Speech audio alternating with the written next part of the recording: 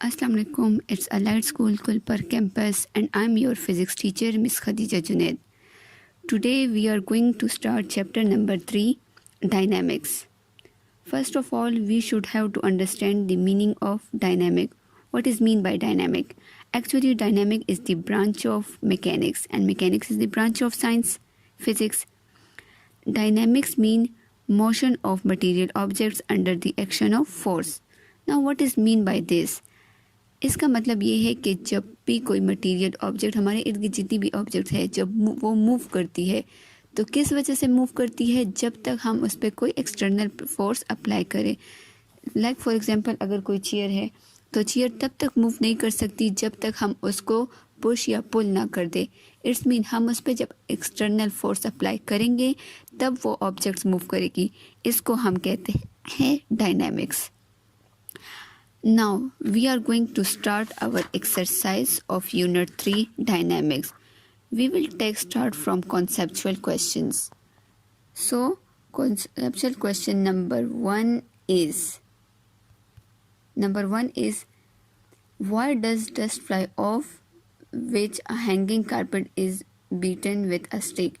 इसका मतलब ये है कि अगर कोई भी कारपेट जो है हमारे पास एक कारपेट का पीस है वो हैंग है और उसको जब हम किसी भी स्टिक से बीट करते हैं, मारते हैं, तो जो डस्ट पार्टिकल्स है वो फ्लाई क्यों करते हैं, वो क्यों उड़ जाते हैं.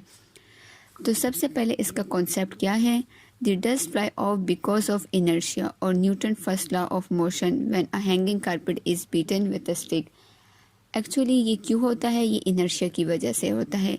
इनर्शिया किसी भी बॉडी की वो प्रॉपर्टी है जो किसी भी मोशन के स्टेट को चेंज, किसी भी ऑब्जेक्ट के स्टेट को चेंज कर दे.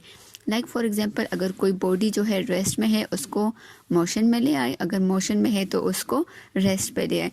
तो इसका रीज़न अब हम देखते हैं. रीज़न है कि when we beat a carpet with a stick the carpet is set into motion suddenly while the dust particles are at rest and tend to remain at rest due to inertia.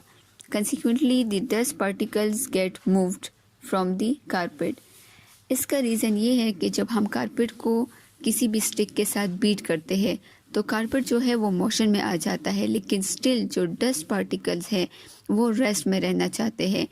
तो जब हम इसको beat करते हैं तो वो क्या होता है कि वो जो है इनर्शिया की वजह से अपनी प्रॉपर्टी को चेंज कर देते हैं. इट्स मीन कि रेस्ट से मोशन में आ जाता है जिसकी वजह से डस्ट पार्टिकल कारपेट से उड़ जाते हैं, फ्लाई कर देते हैं. ये था question number 1. Now question number 2 is if your hands are wet and no towel is handy, you can remove some of the excess water by shaking them. Why does this work? कहते हैं कि अगर आपके हाथ जो है गीले हैं और वहाँ पर कोई भी टॉवल जो है हैंग नहीं है और आप अपने वाटर से जो एक्सेस वाटर है वो रिमूव करना चाहते हैं तो ये कैसे काम करेगा.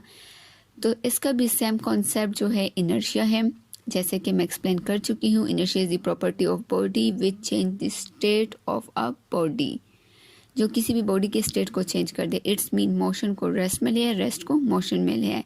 तो इसका रीज़न ये है ना कि जब हम अपने हाथों को शेक करते हैं तो उससे क्या होता है कि वाटर जो है हैंड्स पे रेस्ट कंडीशन में होते हैं.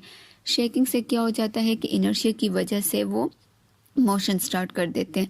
मोशन की वजह से जो एक्सेस वाटर है वो रिमूव हो जाता है. सेम प्रिंसिपल हम जो है सेम प्रिंसिपल अप्लाई कर सकते हैं कि जब कोई भी लाइक आप ले ले के कोई दुपट्टा है वो जो है वेट है और आप जब उसको हवा में फ्लाई करते हैं, ठीक है, तो इससे क्या होता है कि एक्सेस वाटर रिमूव हो जाता है. तो सेम जो है इनर्शिया का प्रिंसिपल यहाँ भी अप्लाई हो रहा है.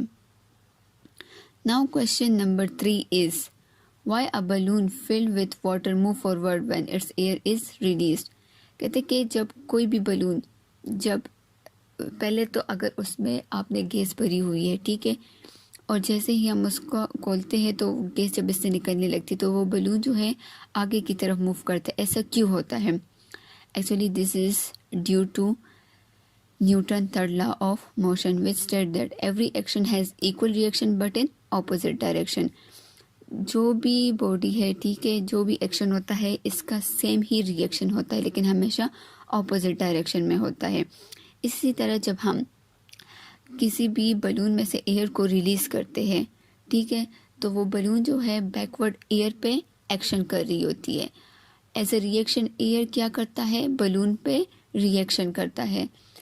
पीछे की तरफ जो हवा निकल रही थी वो एयर पे एक्शन डाल रही थी, बलून से जो हवा निकल रही थी वो एयर पे एक्शन कर रही थी। एज अ रिएक्शन एयर क्या करता है, बलून पे रिएक्शन करता है और रिएक्शन के तौर पे क्या करता है कि बलून को फॉरवर्ड मूव करते हैं, जिसकी वजह से जब भी किसी भी बलून से एयर रिलीज होगी तो बलून हमेशा फॉरवर्ड मूव करेगा।